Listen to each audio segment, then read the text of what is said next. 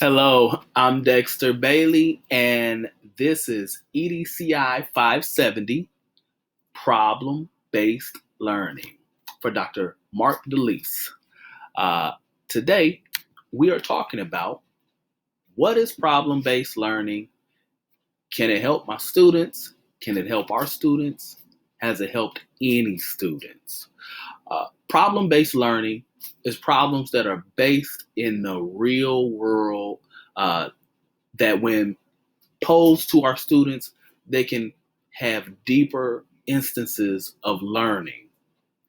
Of course, these problems usually need to be relatable. I say that because from Yu and Gao, uh, they quote that in brief, PBL, problem based learning, is a pedagogical approach that enables students to learn while engaging actively with meaningful problems. Students are given the opportunities to problem solve in a collaborative setting, create mental models for learning, and form self directed learning habits through practice and reflection. So, when the students really care about what they're learning about, or there's a problem that deals with the real world, then the students get a wonderful opportunity to learn and to go deep on what they're learning. Now, according to Yu and Gal, there's a simple process to this. There's actually a three-step process uh, that all problem-based learning activities go through. Now, some may have more steps in the end, but the big three is one, the problem analysis. The students sit down with a facilitator or the teacher and they find out that, hey, there is a problem that needs to be solved.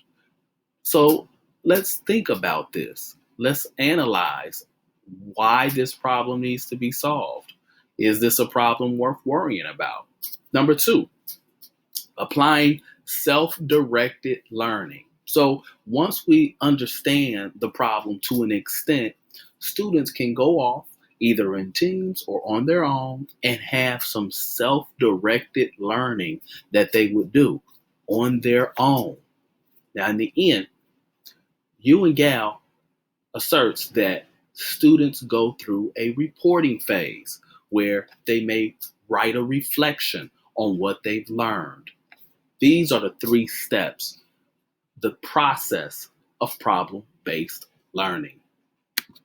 So, a lesson that I would consider reinventing that I've done in my class, but I haven't really thought about doing it in this three-step process so intentionally, I guess I would say, is AI for Oceans through code.org, where you teach a computer, an artificial intelligence, how to distinguish fish from trash. And we're getting this artificial intelligence to clean up the ocean.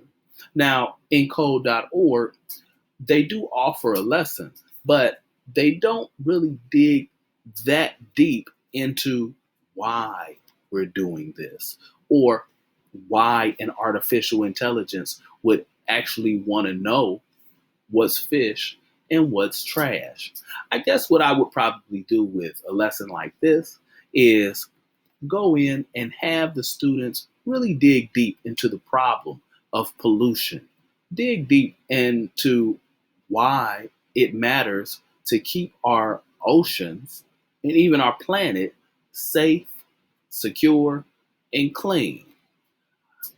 Once I do that, I would allow the students to have some self directed learning where they would actually help the artificial intelligence program itself and figure out what is trash, what is fish.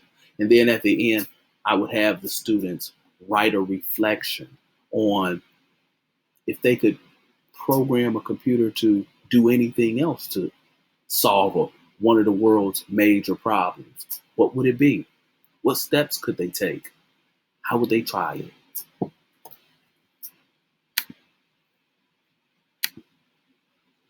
So, the effectiveness of problem based learning. Well, the short term learning studies show that problem based learning uh, may not have been that effective, but long term learning studies show that problem based learning actually had a greater effect, according to uh, Yu and Gao. So, when you're thinking about the long term of an idea that's being presented, maybe a training that someone or students or teachers may have, then problem based learning might be the ticket, and it might be the right decision to make. Um, According to Yu and Gao, Yu and Go, they say it was only when the focus was on short-term knowledge acquisition and retention that PBL appeared less effective. PBL therefore appears to be a superior and effective strategy to train competent and skilled practitioners and to promote long-term retention of knowledge and skills acquired during the learning experience.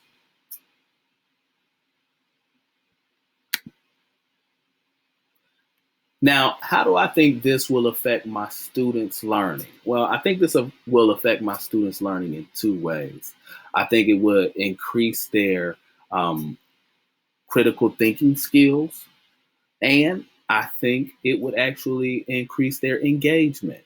There was a study that you and Go spoke of nurses that actually went through problem based learning. And according to that study, a meta analysis of studies related to the effectiveness of PBL in nursing education revealed that PBL has positive effects on student satisfaction with training, clinical education, and skills development. So, from that, I think my students would actually be a little more engaged if I present them with some problem based learning. Another review of related literature on the effect of PBL on developing nursing students' critical thinking showed a positive relationship between the implementation of PBL as an instructional model and improvements in critical reasoning. So I think my students' critical thinking skills would probably increase if we do more problem based learning lessons. And you know what? I'm really excited about this. I think I want to give it a try. I think I'm going to infuse this more into my lessons. And I just can't wait to see how it goes. These are my references. And I thank you so much for watching. Have a great day.